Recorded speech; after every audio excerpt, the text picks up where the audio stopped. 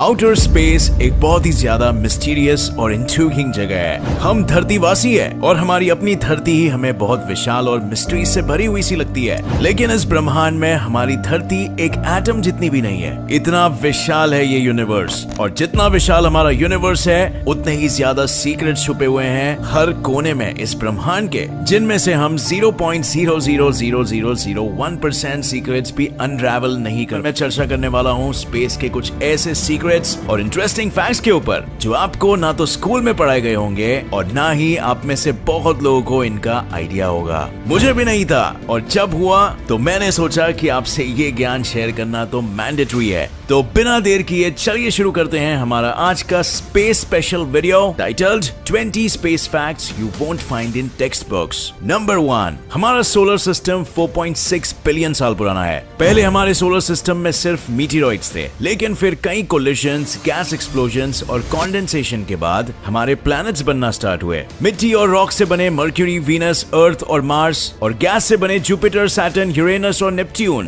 Pluto एक Rocky planet है और सबसे अंत में है, और हम अब भी कंफ्यूज है कि ये हमारे सोलर सिस्टम का पार्ट है या फिर नहीं। अभी के लिए तो प्लूटो को एक प्लैनेट की कैटेगरी में नहीं डाला गया है और उसे एक ड्वार्फ प्लैनेट के रूप में देखा जाता है। और भी ड्वार्फ प्लैनेट्स है हमारे सोलर सिस्टम में, जैसे एरिस जो प्लूटो से भी थोड़ा सा बड़ा है, और सूर्यमंडल में है होमिया, मेकमेक और सीरीज। नंबर 2, वीनस एक बहुत ही ज्यादा विंडी प्लैनेट है, और इन विंड्स की स्पीड वीनस के रोटेशन के स्पीड से 50 गुना ज्यादा है। नंबर 3, प्लूटो छोटा है, ये तो हम जानते हैं, लेकिन क्या आप जानते हैं कि प्लूटो का डायमीटर यूएस की चौड़ाई से भी कम है? इसके अलावा प्लूटो का सरफेस छोटी सी नन्ही सी दुनिया। नंबर 4, नॉर्दर्न और सदर्न हेमिस्फीयर की चकाचौंध कर देने वाली ऑरोरा लाइट्स, जिन्हें देखने के लिए दूर दूर से लोग कड़कती ठंड में आते हैं। ये लाइट्स असल में सोलर विंड्स है जो सन की सरफेस से आती है। नंबर 5, प्लूटो भले ही छोटा प्लैनेट है, लेकिन इस प्लैनेट पे भी माउंटेन्स और वोल्केनोज जैसे लैंड मैसेज है, लेकिन जहां धरती के वोल्केनोज में से जलता सुलगता लावा निकलता है। नंबर 6, हमारे सोलर सिस्टम में 9 प्लैनेट्स और एक सन है। सन हमारे सोलर सिस्टम का लीडर है, जिसके इर्द गिर्द सारे प्लैनेट चक्कर लगाते हैं। एंड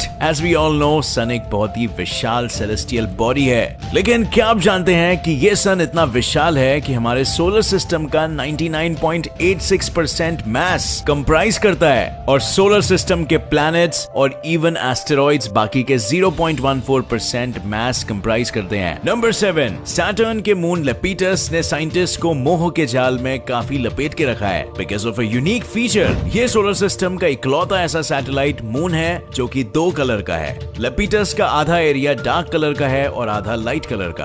कोई नहीं जानता इसका रीजन क्या है, लेकिन खोज जारी है। नंबर 8, जो लोग एलियंस में अब भी विश्वास नहीं करते उन्हें बता दो, हमारी गैलेक्सी में 100 बिलियन सोलर सिस्टम्स है, और हमारी गैलेक्सी इस यूनिवर्स की अकेली गैलेक्सी नहीं है, बल्कि कई 100 बिलियन ऐसी और भी गैलेक्सीज हमारे यूनिवर्स में है जो हमें अपनी आंखों से नहीं दिखाई देती। क्या इनमें से एक पर भी जिंदगी नहीं होगी? ऐसा हो सकता है क्या? नंबर 9, सिर्फ प्लैनेट्स के ही मून हो ऐसा जरूरी नहीं है। 1993 में गैलीलियो प्रोब एक मिनिएचर एस्टेरॉइड के बगल से गुजरा था। इस एस्टेरॉइड का डायमीटर केवल 32 किलोमीटर था, लेकिन तब भी इस एस्टेरॉइड का एक 1.6 किलोमीटर डायमीटर का छोटा सा मून था जो उसके चक्कर लगा रहा था। नंबर 10, हमारे महासागर इतने बड़े हैं कि इनमें हमारी दुनिया के सारे लोग समा जाएंगे और तब भी जगह बच जाएगी। लेकिन जुपिटर पे एक ऐसा महासागर है जिसमें हमारी पूरी धरती समा जाएगी और तब भी जगह बचेगी, और ये महासागर पानी, गैस और मेटालिक हाइड्रोजन से, और इस महासागर की डेप्थ यानी गहराई हमारी धरती के सर्कमफ्रेंस से भी ज्यादा है। नंबर 11, हमारी धरती पे कई वोल्केनोज है, जमीन पे भी और पानी के अंदर भी,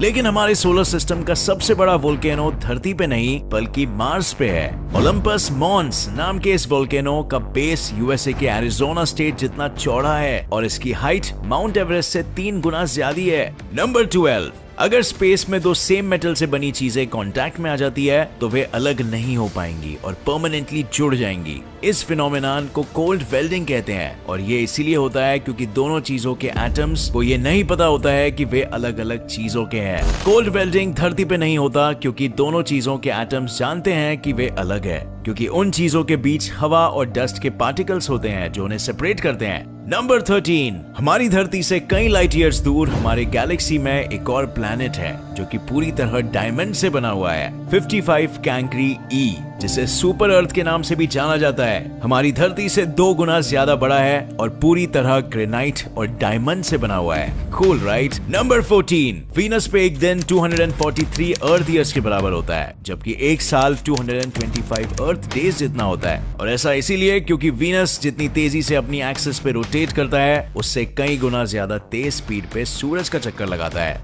नंबर 15, हमारी गैलेक्सी में एक ऐसा प्लैनेट भी है जहां 24/7 शीशे की बारिश होती है, और वो भी 4300 माइल्स पर आवर की स्पीड पे। नंबर 16, प्लूटो एक बहुत ही छोटा प्लैनेट है, लेकिन इसका ऑर्बिट बहुत ही ज्यादा बड़ा है। इनफैक्ट प्लूटो का ऑर्बिट धरती के ऑर्बिट से भी 2 गुना ज्यादा बड़ा है, और इसके ऑर्बिट में 20 लेयर्स है, सारी की सारी सुपर कोल्ड और कंडेंस्ड। नंबर 17, सन हमारे मून से 400 गुना ज्यादा बड़ा है, लेकिन हमारा मून सन के मुकाबले हमारी धरती से 400 गुना ज्यादा पास है, और इसी कुदरत के ज्योमेट्रिकल करिश्मे के कारण सूर्य ग्रहण यानी टोटल सोलर इक्लिप्स पॉसिबल हो पाता है। लेकिन दुख की बात तो यह है कि मून के ऑर्बिट के कंटिन्यूअसली चेंज होने के कारण 50 मिलियन सालों बाद सोलर इक्लिप्स पॉसिबल नहीं हो पाएगा। नंबर 18, हमारी धरती या तो एक समय पे मार्स का हिस्सा थी या मार्स के लोग यहाँ आए थे, और ऐसा मैं इसीलिए कह रहा हूँ क्योंकि सहारा डेजर्ट और एंटार्क्टिका में पाए गए कई सैंड और रॉक सैंपल्स मार्शियन ओरिजिन के हैं। कोई नहीं जानता कि ये कहां से आए, लेकिन इससे ये तो पता चल गया है कि मार्स और अर्थ के बीच कुछ तो कनेक्शन था।